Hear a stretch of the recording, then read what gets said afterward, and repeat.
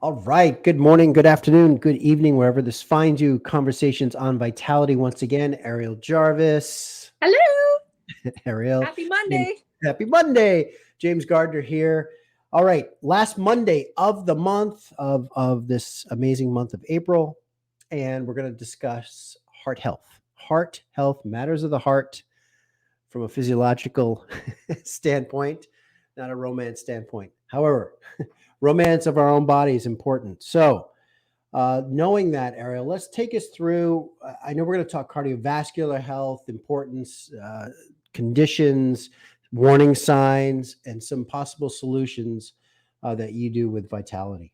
hmm So, first of all, it's good to understand, and I apologize if you already know this, but for those that don't, your heart is a muscle, and your heart requires trace minerals, especially magnesium, so that it can pump effectively, so that you don't develop things like arrhythmia or, a kind of, I call it like a lazy muscle or a tightening of the muscle. You also want to make sure that if you are someone that has a family history of weak heart health, maybe staying away from those Fitbits, those Apple Watches, because they can interrupt your heartbeat. And any sort of Wi Fi, EMF, just be mindful with how much exposure you have because it does interrupt the beat of the heart. And so, when it comes to your cardiovascular system, think of it as a huge display of a piping system. And in terms of this piping system, we want to think about the arteries, capillaries, and the veins. So it goes thick, smaller, and smaller portals. And so if you think about your plumbing, if you have a backed up plumbing system, nothing can go through. What's going to happen? You're going to get pressure on one side, and then eventually you're going to get an explosion. So that's how we can get different sorts of cardiovascular symptomology. We want to make sure that we are having the blood flowing through constantly, and we don't want to have relu. We don't want sticky blood. So in terms of your diet and your water, this is your medicine. This is how you take care of your heart and your cardiovascular system. You want to make sure that you're drinking 1 liter for every 50 pounds you weigh of water. I prefer ionized water because it has a negative charge, which helps remove the plaque. It helps remove the cholesterol so that your pipes of your cardiovascular system are squeaky clean. Something to a little telltale to notice if you're starting to notice that maybe you aren't drinking enough water and maybe it is affecting your cardiovascular system long term is, do you wear glasses? Because the capillaries behind the eyes are actually so tiny, they're very narrow. And what happens is if our diet is high in starches or sugars or rancid fats and we're not drinking enough water, we can develop thick, mucky blood. The nutrition from your diet that's supposed to feed the eyes and remove any of the contaminants over the eyes that creates that milky view so that you can't see properly, that needs to be washed away. Your eyes are 80% water and the blood is 92% water. So that's a little small telltale. The second thing you want to look at is with your cardiovascular system, we have something called endothelial cells that line the cardiovascular system wall. And everything is magnetic. So if you eat a diet of fatty foods, like the rancid fatty foods with the canola oil and the deep fried and all that, there's a specific charge that those molecules break down to, and it acts as a magnet. It actually sticks, and this is known as bad cholesterol. And then we want to talk about saturated fats. Not all saturated fats are bad, but we need to take a look at food combining, because when we food combine, we can create, for example, you eat something like a white bread and then a deep fried piece of chicken, and you put that together. When it goes through your digestive system and it breaks down into a particle, positive, negative charge, what happens is it acts and binds as glue to the endothelial cells that line the cardiovascular system, also known as plaque, also known as cholesterol. And over time, this will create an issue. Now, what I've seen unfortunately, in the last few months is a spike in heart attacks. And this actually hits home for me. I had a family member who actually had a heart attack. And so that's why I wanted to create this awareness today, was because I don't want you to feel hopeless or helpless. I want you to have the information in bite-sized pieces so that you can take control of your health. Because it's scary. It's scary when it hits a family member or when it's yourself and you have your life in someone else's hands. Well, I want to give you your power back. And so we want to make sure that we're drinking. We want to flush the pipes, drink your water, take your greens. Greens shuttle fat from the cardiovascular system. So my favorites are broccoli, asparagus, green beans, zucchini, things like that. Making sure that you're eating them with every meal so that any fat, you can shuttle the fat out of the cardiovascular system. Drinking your 1 liter for every 50 pounds you weigh. If you're post-heart attack, consult with your medical physician about exercise, but usually walking is safe. So just going and walking is very important, but maybe a stay away from the high aerobic, anaerobic exercises. And just making sure that you are taking a look at your diet, and if you need support, nutritional support is here. So things like eating salmon is totally fine. Almonds, avocados, those are healthy fats and those will help you. But in terms of your burgers and your deep fried and all those tasty things, maybe hold off until your cardiovascular system and your pipes and your plaque and your cholesterol is all back to normal and get your regular checkups. Okay. The heart itself is designed to live to 120 or something? Isn't it something like that? Okay. So our body is actually very interesting. Our body is supposed to live to be over 120 years old. And it's our heart that has a specific amount of beats in our lifetime that's supposed to kill us. Your heart eventually stops beating because it has a timeline. So, okay. So, and that timeline, a heart then is subject to everything that's going on in the body. Yes. So your diet. Shorten that timeline, so forth. Correct. You have to take care of it. You have to strengthen it. You have to feed it. You have to fertilize it. You have to clean it. You gotta, just like we brush our teeth. Right. Okay. Here's a question then. You talked about your uncle too, and we hear this a lot, or I hear it a lot. So-and-so is completely healthy. Boom, they have a heart attack. Now, are there warning signs though? In other words, are there things that maybe people are just dismissing as, I don't know, shortness of breath or more lethargic than usual? I mean, because to me, and again, I'm definitely not schooled like you are. It just seems like everything else I see in nature, there's kind of like signs that lead to something usually. Yeah. So if you're someone that, maybe hasn't been able to regulate their cholesterol, you just don't know, or now you have new information and you're wondering like, oh my goodness, is today the day? Like what's going to happen? Some of those signs would be you should have pain in your left arm. And you should have, some people have pain, they have numbness. Some people will have a stabbing pain right in the mid chest, a little bit off to the left, shortness of breath, dizzy. Some people even pass out. Some people will vomit. So it really depends on the person. And it also depends on what last meal triggered it. Usually it's your last meal that will trigger it because it's the straw that broke the camel's back. It's that last little bit of plaque that just created that blockage and then boom, right? Or it could also be taking a look at your stress. So if someone's been in an abusive relationship or they've abused drugs or they've been under a lot of emotional, physical trauma, all of a sudden your cortisol really creates a lot of inflammation around the heart and you can have a reaction there. So just being mindful about your medications, being mindful about combinations, being mindful about your weekend benders, just things like that. Right. Yeah, because it's no joke. And is it important to be mindful, of course, of hereditary conditions as well? So it is good to be aware of it. However, I don't like it when people use that as a crutch because science has proven that genetic predisposition is only 5% of the population. It's actually 95% is your diet and your water.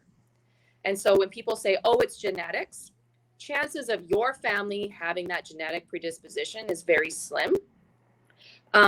So usually it's nutritional habits that have been passed on through generations that created those weaknesses. So if you break the cycle, I call it the nutritional curse, and you start doing a nutritional intervention with you, yourself, your family, and be honest and true to you, because only you know what you're putting in your body and what you're allowing over your every year after year after year, and making sure you detox, right? Remove those plugs. Every once in a while. It's not about, being perfect all the time. I always say the 80-20 rule, pick your poison, don't pick too many. However, you want to make sure that you are listening to your body. And if you all of a sudden gained 50, 60 pounds for no reason, go get that checked out. Go get that dealt with, But a lot of people, they just bulldoze through life, and eventually your body fights back. Right. So try not to ignore it. If you are noticing that you're having issues with your, day-to-day activity, just consult somebody and get some help. We've talked being proactive a lot in our conversations about one's health, about one's life, and what I'm gathering for you is that yes, we can check our cholesterol levels, and I mean, there's things that we can do, and I know we're going to talk. I want to go back to the blood for a second, because the blood work that you do at your facility really shows that the thickening of the blood versus what it should normally look like. And the reason why I'm signaling that out is because I find that people need that hard, tangible, visual proof to start to facilitate a change, right? Because we've all been there. You can go and get a blood test. Doctor's like, yeah, your cholesterol's high. Take this. You have low blood pressure. Take this. Okay. But when you do a live blood analysis, you put it on the microscope, up on the screen, it pops in front of them. It's pretty hard to not be impacted by that, right? Mm-hmm. Absolutely. And then it just gives us the necessary information so that we can treat the root cause. And I have people coming in all the time, and they think they eat healthy, and then we actually start to dissect what they're eating, and it's all packaged and processed. Yeah. Right? I know. Okay. No doom and gloom. Let's talk solutions. That's right. I know, right? We talked ionized water. We talked keeping the fluid, the blood, 92% water. So keep that blood moving. Yep. What can we look forward to in the terms of like plant medicine and some supplementation to take? Mm-hmm. So I would always recommend between 30 to 90 days on these products. So get your pens. This is something where if you are afraid of having a heart attack and you want to just clean the pipes, get everything all flowing, or you've had a heart attack and you're on medications. If you're on medications like warfarin, blood thinners, things like that, high blood pressure medication, make sure you consult with me, because there is a timeline. You want to make sure that anything that is plant-based medicine, you're taking 2 hours away from your pharmaceutical medicine. It's very important. So my favorite go-tos is chlorophyll, not chloroform. Don't make that mistake. Chlorophyll. Right. 2 tablespoons in the morning, and this will actually dilute the blood. So this will replace your blood thinner naturally. The second one is Rejuvenate, which actually is nitric oxide pathway. So it allows more oxygen to enter into the blood, opens vasodilation so that we don't have that constriction. Magnesium, right? Making sure a lot of people that have had a heart attack, their magnesium is just on the floor, right? And you'll know you've taken too much magnesium because you'll have runny stool. That's the only side effect. So take your magnesium. Then I love our blood spray, which is tons of trace minerals to support the thyroid, to support the glandular function, the brain function, the heart function, all the valves. We have so many valves in our cardiovascular system, so we want to take care of that. And then we have the arginine, which works on the heart, especially for anyone that is post-vax. And then we want to talk about making sure that you are eating a high dark green vegetable diet. And if you do want to eat protein, that's totally fine. My go-to would be whitefish, lean ground turkey, and lean chicken breast. No oils, cook it in water, a little bit of lemon, a little bit of, spices or herbs. Stay away from the salt, and just start to allow your body to heal. For your carbs, I love buckwheat and quinoa because they're gluten-free and they're part of the seed family and they're high in protein. And I love um, introducing yams or sweet potatoes, but in small amounts. Stay away from your white potatoes and stay away from rice. If you've had a heart attack, it creates sticky blood. And stay away from gluten, stay away from wheat, anything like that, whole grain. Stay away from it just for a little while. For your fruit, my go-to is blueberries or any berry that, because I prefer blueberries because they're higher in polyphenols, and that will also help. And then for your fats, do your almonds. And when I say almonds, I mean like 5 to 10. A lot of people overdo it, right? So this will help facilitate the body. And if you want an actual macronutrient guideline and you want help, that's what I do. So we can take a look at your blood, we can see where your level's at. We can take a look at your cardiovascular health and put together an eating program and a supplement program for 90 days so that you can become your best self again. You don't have to suffer alone and you don't have to suffer in silence. Very important. And be proactive. It's the key. We have to be proactive to take back our health.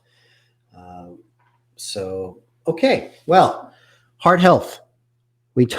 Heart health conditions, heart, body, mind, spirit is designed to live well over 100. And I think the important thing too is our heart is a timer, and it's all predetermined what that timer is, X number of beats for each of us. And being mindful that our diet, nutrition, stress levels, as you were saying, which is another big one, all of that can impact that timer and change and alter that, right? Absolutely. So people that want to investigate their own heart health, and again, this is about people. I know there's people out there. My best friend's dad had a heart attack. He's been proactive since he was, 21. He's been doing his thing because, he's just living that way and he's healthy as hell. So take the reins for your health, message Ariel, and have a consultation and see what's out there. There's a lot of opportunities for us to really create a stronger, healthier heart. And it's a pump. At the end of the day, it's a pump, right, Ariel? That's what it is. Yeah, absolutely. And it works hard for you. It works 24/7. Your heart never stops, right? The minute you're born, the minute you die, it's pumping constantly. So take care of it. Right. And we won't get into, because we don't have the time, but being healthy and exercising. Obviously that's a big component too. We can that pump can be strengthened.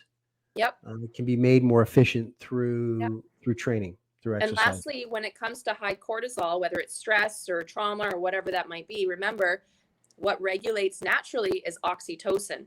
Taking a vacation, spending time with people you love, hugging it out, hug a cat, hug a dog. Your body, your brain releases oxytocin, which will balance out your cortisol levels. So take those breaks throughout your day and get your oxytocin hit.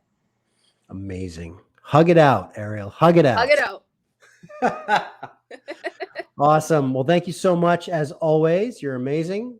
And for anyone out there, please, please, please, the information is down below. Contact Ariel and the facility, and we'll get you in and get you going. All right. Cheers. Bye.